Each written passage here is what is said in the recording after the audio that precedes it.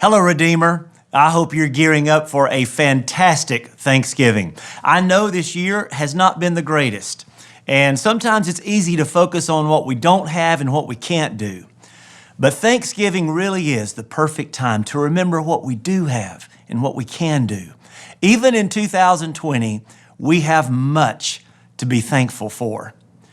This week, I want to share with you some changes that we're making to our Sunday morning gatherings. As you've probably noticed, our worship services, especially the 9:30 and 11 o'clock services, have maxed out our available socially distanced seating. And while we're thankful for so many returning to in-person worship, there are two things right around the corner for which we need to accommodate more people.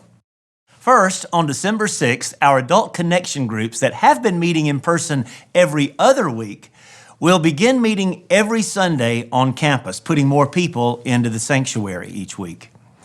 Second, there's something right around the corner called Christmas.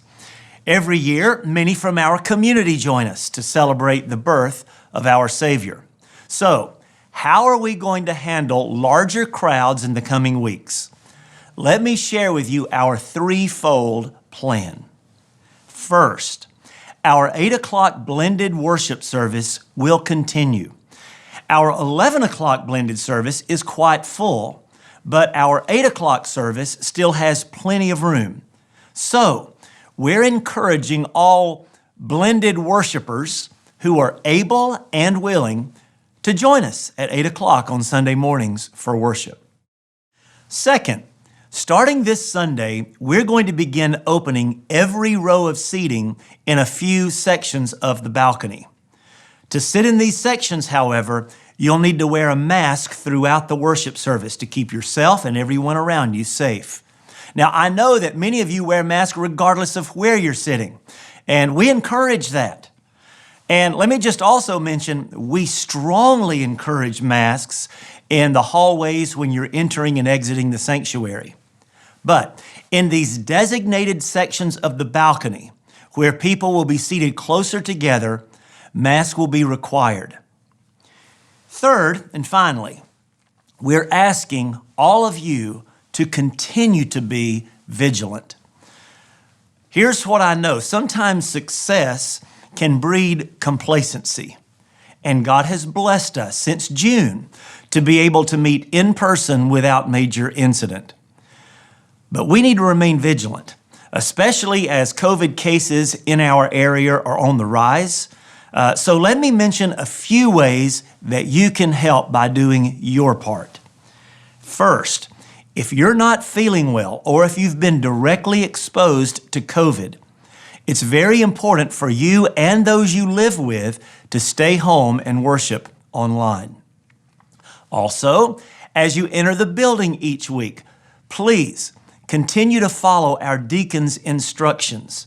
Remember, doors open 15 minutes before each service to allow us to sanitize the building. When you enter, deacons will greet you to safely manage traffic flow and seating. In fact, if you get a chance, seize the opportunity to thank our deacons for all of their hard work and service to our church family during these difficult days. The other thing that you can do is, of course, practice social distancing.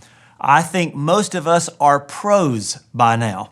I know you miss the hugs and the handshakes. So do I. But one of the best ways to stop the spread of this virus is to give plenty of space to those around you.